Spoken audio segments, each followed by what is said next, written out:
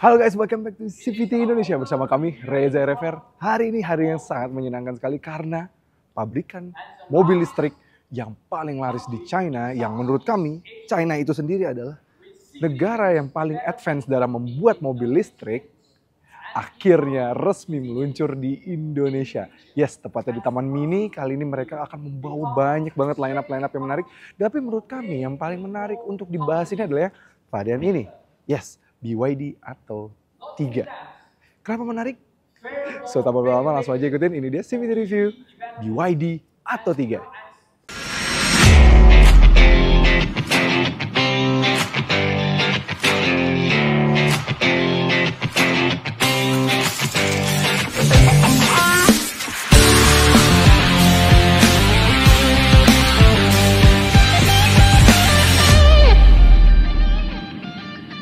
Oke, BYD atau 3 ini dia itu kalau secara size dia adalah sebuah compact SUV. Jadi menurut kami ini masuk banget kalau buat di Indonesia. Apalagi kalau mungkin para CVTs yang agak ragu ya sama BYD lah ya. Gak usah ragu karena BYD sendiri di dunia teknologi yang sudah dipakai sama 3 brand Jepang. Yes, yaitu adalah mobil listriknya Toyota, mobil listriknya Subaru karena memang rebatch, dan juga mobil listriknya Suzuki. Jadi secara tidak langsung Jepang yang sangat memiliki pandangan tinggi terhadap reliability, yang sangat menjaga durability dari mobil mereka dan menjaga nama baik untuk soal durability, berani memakai teknologi elektrifikasi dari BYD. Contoh saja yang memang sudah dijual di Indonesia itu adalah dari 3 mobil tersebut adalah Toyota BZ4X. Toyota BZ4X itu mengambil basis dari mobil BYD ini. Yes, teknologi baterainya, teknologi pengecasannya, motor listriknya itu dari BYD. Tanpa terkecuali juga Lexus RZ yang juga sudah dijual di Indonesia. Itu yang berbasis dari BZ4X juga sudah mengambil dari BYD juga. Jadi ada 4 brand yang sudah menggunakan brand Jepang terutama ya. Mulai dari yang biasa sampai yang mewah menggunakan teknologi BYD. Dan menurut kami BYD atau 3 ini paling pantas untuk dibahas. Kenapa begitu? Karena secara dimensi dia compactnya dapat banget. Yes, dia adalah sebuah compact crossover. Dibanderol sih katanya range-nya di sekitar 400 jutaan sampai 500 jutaan. Tepatnya di paling tinggi di 499 katanya. Dari bocoran yang kami terima ya. Dan mobil ini dengan dimensi yang pas, belum sampai 500 juta. Menurut kami ini sangat bersaing sekali karena niat di kelas ini yang harga 400 jutaan itu adanya baru MZZ SEV yang udah keluarin harga seperti itu. Dan kalau secara teknologi ini lebih canggih gitu. Kita bahas soal desainnya yuk. Desain depan dari mobil ini ya dia bukan yang tajam-tajam kayak tipikal mobil listrik. Yang kami suka dari desain-desainnya BYD, kami lihat yang varian-varian lainnya, Seal, terus juga Dolphin apa segala macam. Itu dia bukan yang teknologi apa desainnya yang tajam banget, wah, sampai yang bener-bener patah gitu ya kayak tipikal mobil-mobil listrik lainnya. Kalau mobil ini dia kalem. Lihat tampilan depannya kalem, tapi bukan yang dia jelek, tapi dia misalnya tetap ada logo BYD di sini dengan chrome yang menyambung ke kanan dan kiri, LED DRL yang bagus juga bergaris, proyektor LED, proyektornya juga ada 2 untuk high beam dan juga low beamnya, dan di bawah juga dia dengan tampilan yang bagus gini. Dia apa ya kalau pakai berwarna hitam seperti ini kesannya dia stealth banget deh, nggak terlalu terlihat mencolok gitu. Jadi kesannya memang seperti itu mau dicapai dengan BYD, membuat mobil ini tuh kayak karena nantinya akan laris, akan common nanti di jalanan. Bukan bentuknya jadi kayak, wah itu apa nih, BYD apa? Enggak, dia bukan yang cara gitu, dia bakal masif pergerakannya tapi mobilnya akan mudah diterima di masyarakat. Yes, kita lihat desain depannya tuh kayak simple, yet masuk gitu ya, dan fungsional gitu. Kita bagian samping. Lanjut pada bagian samping, nah kami bilang tadi dia ada sebuah compact SUV, tapi memang karena dia bukan yang kecil banget juga, dan membutuhkan wheelbase yang lebih panjang, dia jadi agak sedikit lebih panjang kalau dibandingkan dengan compact SUV yang kita kenal sama ini. Kalau misalnya kayak HR-V, apa ya, X-Force, Grand Vitara, Creta, itu size-nya di 4.300-an kan. Mobil ini di 4.455 overall length-nya dari belakang hingga ke depan sini. Jadi overall length-nya itu 4.455. Dan kami bilang tadi membutuhkan wheelbase yang panjang. Memang rata-rata mobil listrik butuh wheelbase panjang karena tempat menaruh baterainya ya di bawah sini gitu. Dan mobil ini punya wheelbase yang cukup panjang, yaitu di 2720, di mana mobil-mobil kelas gini biasanya wheelbase-nya di 2500 sampai 2600-an gitu. Nah ini 2720 mm gitu. Dan kalau kita bisa lihat, dia size-nya tuh bukan kayak crossover ya, yang kayak HRV atau misalnya Alves gitu yang kecil ke bawah. Dia lebih more like kayak kereta besar, kayak X-Force, kayak Grand Vitara yang agak besar gitu ya. Dan bahkan ini ada kayak, ini mungkin kalau warnanya kontras di bagian sini, ini kayak bagian belakangnya kereta kan, kalau kalian lihat. Ya, strip-strip ini mirip banget. Tapi memang overall dia tarikan desain dari samping memang bukan yang kami bilang lagi, dia bukan yang dramatis segala macam. Ini dia approach desainnya tuh kayak Toyota gitu loh, yang dia akan membaur karena memang most likely dia akan jor-joran, dan kita bisa lihat aja di 2024 dia akan mencanangkan 50 dealer langsung, dan di Januari ini sudah langsung ada ready 7 dealer. Jadi kelihatannya ini pergerakan BYD akan masif, sehingga membuat mobilnya ya nggak perlu lagi jadi show stealer atau dijaga unitnya supaya tetap eksklusif. Mereka nggak mau kayak gitu. Kayaknya mereka memang pengen semua orang pakai gitu. Mobil listrik semuanya orang pakai, dan ya jadi bentuknya common aja gitu. Tapi yang bagus tetap velgnya bukan yang common banget nih. Desainnya bagus. Dia menggunakan 235 50 R18, 18 inci. Desainnya juga lumayan unik, tapi nggak kayak tipikal mobil listrik. Dia bagus, dual tone gitu dengan ada garis-garis kayak gini, dan tetap meningkatkan aerodinamis dari mobil ini gitu. Tapi unik ya, dia menggunakan ban yang gak yang performance atau segala macam, dia hanya menggunakan Eco Contact 6. Jadi bukan yang ban performance atau segala macam gitu. Mobil ini atau 3 akan dijual dalam 2 varian. Perbedaannya adalah pada bagian range-nya saja. Yang satu range-nya di 410 km, sedangkan yang paling tinggi itu di 480 km. Nah yang paling tinggi ini katanya di harganya bakal di 499 juta. Gimana menurut kalian? Menarik nggak kira-kira? Kita lihat bagian belakang yuk. Lanjut desain belakangnya ya dia elegan tapi memang tetap terlihat futuristik. Yang lagi-lagi sama seperti samping, depan, memang belakang juga tipikal yang dia nggak banyak lekukan segala macam. Dia hanya ada sebuah chrome yang menyambung ke kanan dan kiri, dan lampunya menyambung dari kanan ke kiri. Dan pastinya semua lampunya juga sudah LED gitu. Ada logo BYD di belakang. BYD sendiri katanya itu stands for Build Your Dream. Ada shark fin antena, integrated spoiler, dan ada logo EV di belakang sini dan BYD Atto 3 nih di belakang sini gitu. Lower bumper dia diberikan aksen warna silver dengan aksen sensor belakang segala macam, dia masih ada di belakang sini gitu. Dan mobil ini sudah juga dilengkapi dengan power tailgate. Power tailgate-nya juga sudah dilengkapi dengan kick sensor, dan secara bagasi lumayan bagus. Jadi di mana bisa beberapa mobil listrik tuh terkorbankan karena ada baterai atau segala motor listriknya segala macam ya. Mobil ini masih tetap oke, dia masih memiliki kapasitas bagasi di 440 liter. Dan kalau kita lipat, dia masih bisa rata lantai di tengah, dan kapasitas bagasinya juga meningkat lebih besar lagi gitu. Oke, menarik banget. Kita lihat pada bagian interiornya. Nah, lanjut pada bagian interiornya. Kalau interiornya ini baru kerasa mobil listrik. Ini banyak banget attention to detail yang unik-unik. Seperti cara membuka pintunya aja, tuasnya nggak biasa ini. Nih, dia disambungkan dengan sebuah tweeter di sini yang menambah suara juga mobil ini lebih bagus, dan di atasnya dikasih kayak leather padding gitu, dan cara bukanya kalian tarik ke belakang. Ini unik banget, dan tambah lagi di putarannya ini juga sudah dilengkapi dengan ambient lighting. Jadi wah ini keren sih. Ini enak banget, dan bahkan ada pegangannya juga sudah dibalut dengan leather, di soft paddingnya juga dengan balut leather juga, dan di sini juga sudah ada leather berwarna biru gitu. Bagus, dan yang menariknya lagi di dalam juga dia pakai roofnya berwarna hitam, dan sudah ada lampu yang LED, dan ini touchnya kalau kita touch berkali-kali dia bakal makin terang, dan kalau kita touch berkali-kali juga dia akan mati gitu. Jadi keren nih, kalian bisa mengatur keterangan dari lampu map light belakangnya gitu. Legroom wise, tapi harus kami akui legroom dia nggak yang besar-besar banget. Ini hanya sekitar 7 jari kami saja, nggak gede-gede banget. Tapi bagusnya di kursinya ini dia sudah diberikan ada kayak kantong gitu ya untuk naruh HP kalian, smartphone di sini gitu ya, kanan kiri belakang, dan nggak cuma yang kanan aja, di bagian penumpang kiri juga sudah ada. Dan yang sedikit mengganggu kami sebenarnya. Selain roofnya warna hitam itu kan memang kesan spaciousness-nya berkurang.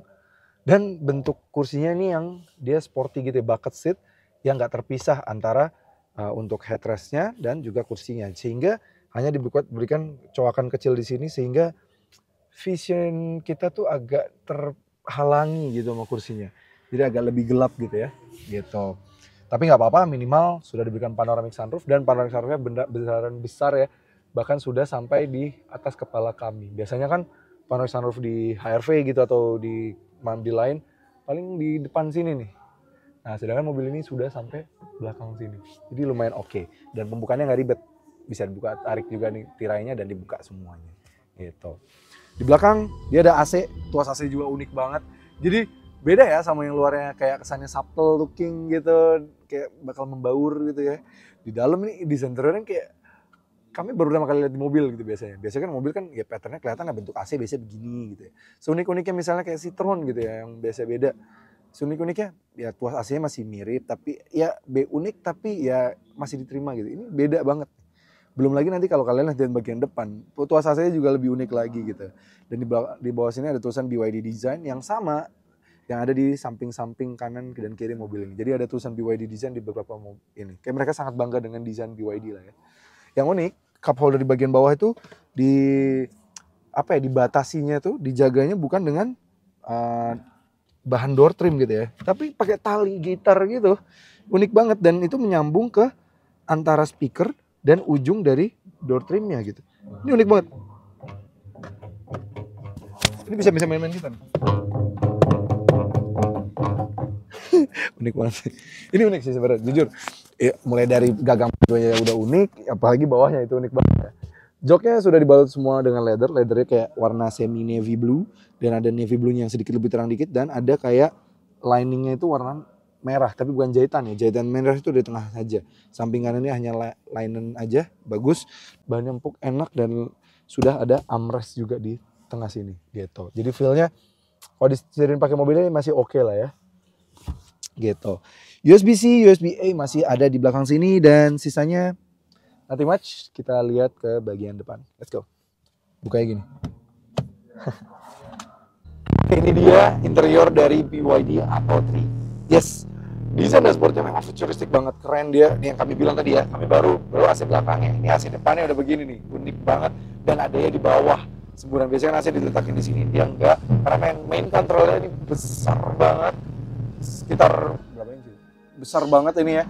Dia semua difokuskan sini. Bahkan saking besarnya dan berharap fokusnya tuh semua di sini, speedometernya jadi kayak kecil banget. Bahkan kecilnya tuh saking kecilnya cuma bisa segenggaman jari kami. Gitu. Jadi memang ini kecil banget dan kita coba nyalain. Tuh dia kayak ada animasi BYD-nya ya. Nah, ini speedometernya udah. Dia mostly yang bisa dikontrol hanya pada bagian pas ini saja. Jadi speedometer ini hanya menampilkan kecepatan kita dan range efisiensi kita doang. Jadi biar mata kita tuh kayak fokusnya ke sini, kayak Tesla Model 3 kan yang memang bahkan sama sekali nggak ada speedometer sini. Ini masih mending ada speedometer gitu. Keren, desain dashboardnya juga dia meskipun dia kayak varian bukan yang paling tinggi tapi kayak secara build quality sini bagus sih. Kita tadi ngomongin Tesla Model 3 ini lebih bagus, lebih ada soft touch-nya, ini bahkan dibalut dengan kulit yang bertekstur gitu ya, bagus banget teksturnya, menyambung ke sini dan bahkan di belakang sini sudah ada ambient light yang bisa berganti-ganti juga warnanya. Setirnya juga unik banget, 3 palang tapi unik dengan logo BYD di tengahnya. Dia sudah dilengkapi dengan ADAS mobil ini, sampai yang varian paling tinggi, sudah ada adaptive cruise control, lane keeping assist, bagus banget dan kita bisa adjust. Keren dan sudah ada ambient light juga yang sampai belakang depan sini dan pembukanya sama seperti di belakang tadi gitu. Dan ada gitar juga ya belakang sini ya. Keren banget sih. Pengaturan kursinya sudah elektrik untuk yang pengemudi. Dia bagus, sudah bisa recline segala macam elektrik. Kalau yang di sini dia juga sudah elektrik juga. Jadi baik kanan maupun kiri dua-duanya sudah elektrik. Bagus pengaturannya. Pengaturan setir dia sudah bisa tilt maupun teleskopik dan uniknya ketika kita teleskopik, maju dan mundur, speedometernya itu ditempel di tengah sini, jadi dia ngikut juga, dia akan tetap mengikuti posisi kita, jadi kita akan mendapatkan visibilitas ke speedometer yang paling pas, dimanapun kita atur gitu ya, mau maju, mau mundur gitu ya, keren. Yang keren lagi, udah kayak ala-ala frameless di sini dan sudah LED yang kami bilang tadi, dan bisa di-adjust keterangannya, bagus, dan kita bisa matiin full juga di sini. Nah ini panoramiknya kalau mau tutup, panoramiknya mau dibuka. Wah. Gak ribet ya, kayak mobil bensin yang itu kan. Nah ini enak banget, mau ditutup gampang juga, tinggal gini doang. Wah itu mungkin dibuka lagi tuh. Dia di touch aja, capacitive touch, nggak usah yang full press gitu, aman banget dan ini cukup besar. Dan sun visornya sudah ada kaca dan lampunya. Mobil 840 juta nggak relate ya. Nah ini masih ada nih, bagus. Oke, di tengah sini tuas transmisinya dia kayak cuma digoyangin aja, dia kayak joystick gitu ya. Dia bukan yang kayak dipindah-pindahin. Jadi kalau ke belakang itu D, tengah itu N, dan paling maju itu R. Dan kalau mau P tinggal touch aja di bagian tengah sini. Gitu, bagus. Dia di tengah sini juga udah lumayan, pengaturan AC juga bisa dari sini juga. Jadi kalau seakan-akan ini mati, ini bisa diatur dari sini. Dan dia sudah dual zone climate control, even yang varian paling tingginya ini. Dia sudah ada auto hold juga, dia juga sudah ada blind spot monitoring. Jadi ada pengaturan banyak banget dan ada drive mode juga gitu. Mobil ini lengkap banget dan sudah ada 2 cup holder, dan cup holder itu ada 2 ketinggiannya, ada yang mau pendek jadi biar buat cup kita, atau yang buat minuman kita yang lumayan besar size-nya kalau misalnya di Starbucks gitu ya. Di ini ada armrest yang sudah ada ruang penyimpanan cukup dalam di bawah sini nih. Dan ini di bolt kulitnya juga enak, dan posisi duduk kita tuh masih bisa menyandar tangan sini. Jadi meskipun nggak bisa di adjust maju mundur, tapi ini bisa cukup bagus gitu. Kita lihat bagian entertainmentnya. Entertainmentnya dia sudah cukup lengkap, banyak ya. Pengaturannya dia sudah Apple CarPlay, Android Auto sudah ada. Dia jadi lengkap, kalian mau apapun bisa, dan bahkan bisa smart charging juga mobil ini. Dan tuh bisa dicek kira-kira dia mau ngecas selama berapa lama atau segala macamnya bisa gitu. Bagus. Nah, ini kita bahkan bisa mau pakai kamera 360-nya. Wah, gila keren banget sih ini, guys. Canggih banget dia karena sudah dilengkapi dengan kamera 360, dan ini 3D view-nya tuh cepet gitu, nggak ada laggy gitu. Bahkan ada lah SUV Eropa yang lebih laggy daripada mobil ini gitu ya. Ini lebih cepet sih. Dan bahkan kalian bisa lihat angle atas, angle bawah gitu ya. Enak banget, lengkap. Mobil ini juga bahkan sudah pakai sistemnya Android gitu ya. Jadi kalian tuh bisa ada BYD Assistant juga kalau kalian bisa mau Hi BYD. Nah, udah bisa juga dia. Tapi kayak tenengnya tuh kayak suara chime-nya masih rada kayak Wuling dan kawan-kawan ya. Mungkin ada chime ciri khas China kali ya, yang sama gitu. Oke. Ini masih transport mode karena memang mobilnya masih di pameran aja, jadi kita belum bisa kontrol banyak banget dari mobil ini. Oh iya, untuk head unitnya dia sudah bisa di tilt dan juga bisa horizontal gitu ya. Keren banget, bisa vertikal dan horizontal. Dan ini ada tombolnya di sini. Nah, jadi kalau kalian lebih suka nih ya clean look, jadi kayak pengen lebih besar bagian dashboardnya, terasa lebih lega, kalian bisa tilt seperti ini ya, atau diputar kayak gini. Kalau lagi iseng deh, lagi nyetir misalnya kalian ya, aduh bosan. Aduh bosan lagi. Lumayan lah buat main-main, keren. Tapi overall desain luarnya tuh subtle, dalamnya ini beda banget. Ini kayak apa ya, desain AC yang pertama kali kami lihat, desain pintu yang pertama kali kami lihat, desain cup holder bottle holder di samping door trim ini yang pertama kami lihat. Jadi ini hal yang beda banget aja sih dalam interior. Jadi kayak berikan experience yang berbeda. Kita lihat bagian mesin dan juga charging dari mobil ini. Seberapa menarik sih? Kan teknologi listriknya katanya canggih. Let's go. Ini dia. Ya sebenarnya nggak ada mesin sih, tapi maksudnya motor listrik dan baterainya. Mobil ini dilengkapi dengan baterai sebesar 62 kWh, yang mana baterainya itu bisa membuat mobil ini punya range yang paling rendah itu di 410, yang paling tinggi itu di 480. Jadi lumayan jauh juga di mobil ini ya. Dan untuk tenaganya sendiri 204 PS dan torsinya 350 Nm. Yes, gede loh sebenarnya. Jadi padahal ini udah kayak kelasnya Ioniq 5 dan kawan-kawan ya. Tapi dia harganya jauh sih lebih terjangkau. Dan tambah lagi mobil ini juga udah punya range yang cukup tinggi seperti layaknya Ioniq 5 yang prime tapi long range, ya kan? Dan kami lebih percaya sama si BYD ini sih kalau bikin mobil listrik, karena memang even Toyota aja percaya sama mereka karena secara mereka lebih jago dan mereka lebih laris, dan banyak banget yang sudah membuktikan bahwa mereka cukup reliable untuk mobil listrik mereka. Tapi saya memang kap mesinnya dia masih pakai tuas, memang belum pakai hidrolik, nggak apa-apa. Lagian juga udah lumayan cukup premium sekali sih mobil ini. Kalau menurut kami ya dari tadi yang kita lihat gitu. Oke, bagaimana dengan charging rate dari mobil ini? Mobil ini punya baterai 62 kWh kan, Dan kapasitas kekuatan mobil ini tuh up to 88 kW kecepatan fast chargingnya. Artinya untuk mengecas full charge mobil ini hanya membutuhkan 45 menit saja. Yes, mantap banget. Dan bahkan kami cek klaim mereka 0-100 dari mobil ini bisa tembus hanya di 7,3 detik saja. Keren banget. Jadi menurut kami ini worth it banget. Menariknya charging slotnya itu sudah CCS Type 2. Jadi nggak kayak si Wuling yang ngerepotin yang pakai GBT gitu. Jadi sudah bisa AC charging dari di berbagai tempat sudah bisa gitu. Dan ini bakal oke banget. Bakal menurut kami ini akan menjadi model paling larisnya mereka di Indonesia karena memang orang Indonesia suka SUV sekarang, tren SUV juga lagi naik dan secara range wise mobil ini cukup mumpuni dan cukup cukup banyak lah mobil ini. Oke. Dengan harga yang paling tinggi 499 juta, menurut kalian gimana? Menarik gak harga mobil ini? Tulis kolom komentar ya. Oke, CV, terima kasih sudah menonton. Jangan lupa like video ini, subscribe ke channel YouTube CV Indonesia, dan nyalakan lonceng notifikasi. Main juga ke Instagram kami di @cvt.indonesia, dan bagi kalian yang tertarik untuk meminang mobil ini, bisa melakukannya lewat website kami cvtindonesia.co.id. Dan tenang aja, di tahun 2024 ini sudah akan langsung ada 50 dealer guys. Tenang aja. Jadi mobil ini akan disiapkan sekali untuk terjual dengan sangat baik dan bisa mengobati ketidaktenangan kalian yang biasanya kalau after salesnya gimana, Tenang aja, 50 dealer tersebar ke seluruh Indonesia dan kita bisa lihat even sampai Sulawesi, sampai Bali dan sana sudah di cover. Jadi itu baru di 2024. Gimana 2025 nanti makin banyak lagi pasti kan? Oke, sampai ketemu lagi di video berikutnya.